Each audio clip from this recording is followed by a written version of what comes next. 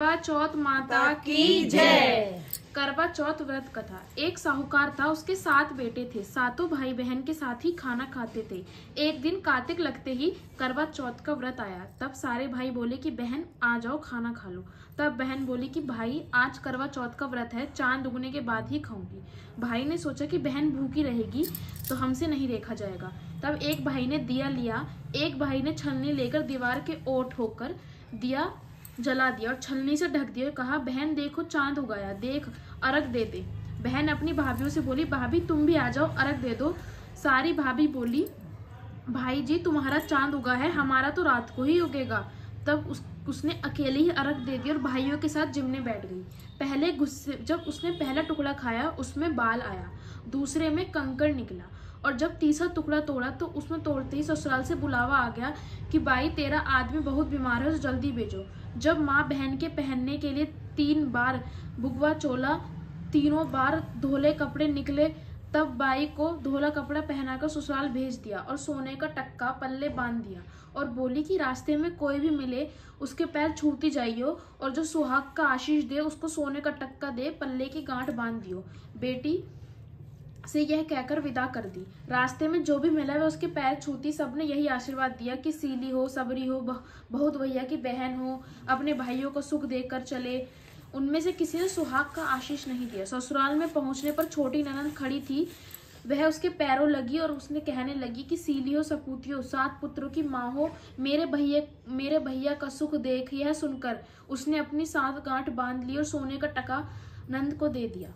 अंदर गई तो सास ने पीड़ा नहीं बिछाया, बोली ऊपर मरा पड़ा है, वहां जाकर बैठ जा। जब वह वहां गई तो उसने देखा उसका पति धनी वहां मरा पड़ा था। वहां वह बैठ गई और उसका सेवन रोने लगी। उसकी सास सारी बची कुची रोटी दासी को देकर कहती थी बहू से बड़ी को रोटी दे आ।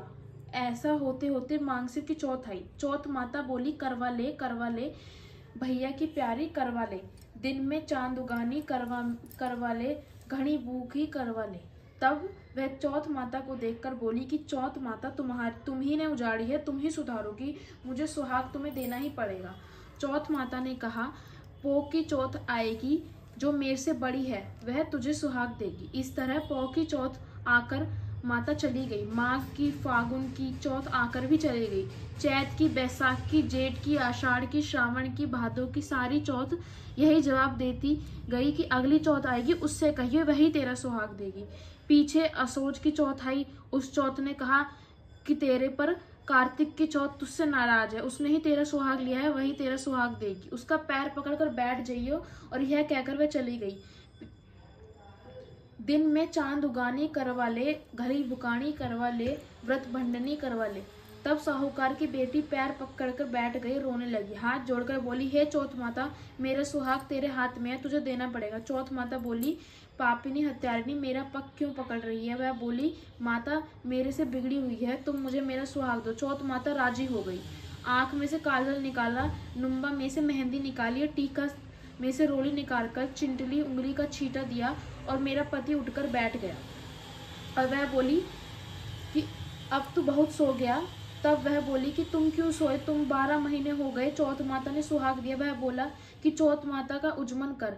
तब चौथ माता की कहानी सुनी, करवा मिंसा खूब चूरमा किया। दोनों पति पत्नी जिमकर चौपड़ पासा खेलने लगे। नीचे उसकी सास ने रोटी भेजी। दासी ने आकर कहा वह दोनों तो चौपड़ पासा खेल रहे हैं। सास देखकर खुश हो गई, बोली क्या बात हुई। वह बोली मेरे तो चौथ माता आई थी। यह कहकर सास के पैर लग ली और सारी नगरी ढिंडोरा पिटवा दिया कि पुरुष की लुगाई, बेटे की माँ, सब करवा चौथ का व्रत 13 चौथ करें, नहीं तो 4 करें, नहीं तो 2 करें, पर सब करें। हे चौथ माता जैसे साहूकार की बेटी को सुहाग दिया हो वैसे ही सबको सुहाग दे, सबका सुहाग बना रहे, हमें भी दिए। कहते सुनते हुकारा बढ़ते अपने सारे परिवार को सुहाग दे। करवा चौथ माता की जय।